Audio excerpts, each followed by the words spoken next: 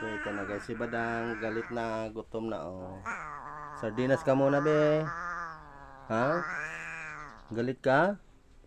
Kain na ikaw sardinas? Ha? Ha? Kakain ikaw sardinas?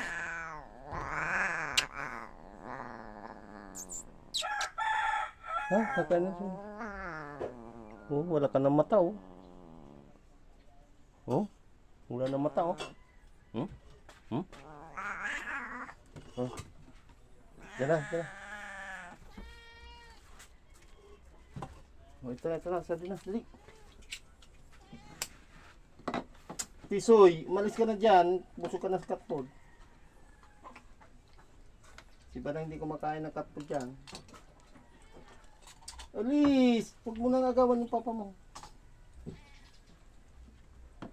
Guys.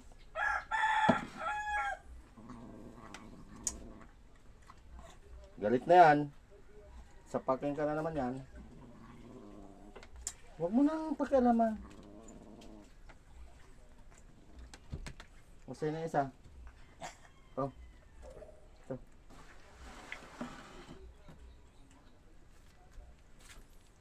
Mahulog na. So.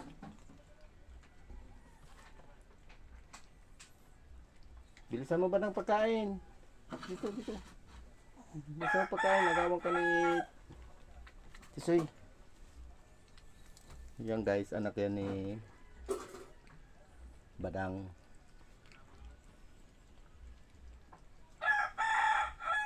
Yan ang pangalan niyang anak. Si Dalaga, si Bidang, si Mahal, tapos ito si Badang. Magkakakulay sila, ginger cat. Ito kasi guys, kadalasan kinakain nito isda. Bihira lang kumain ng cat food.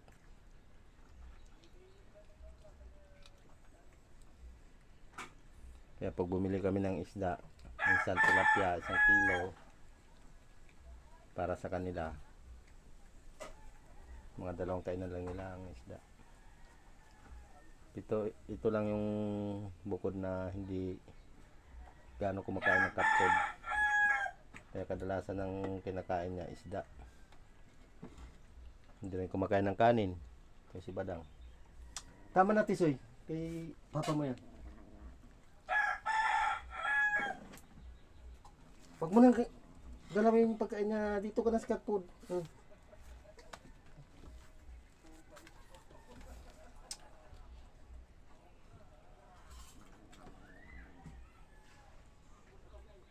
Badang, kunin mo na ang laman.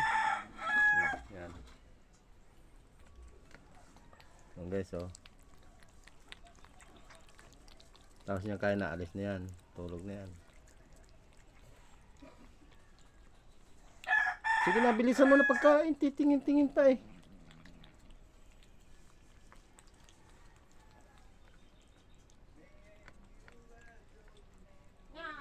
Hindi talaga pwede ano guys.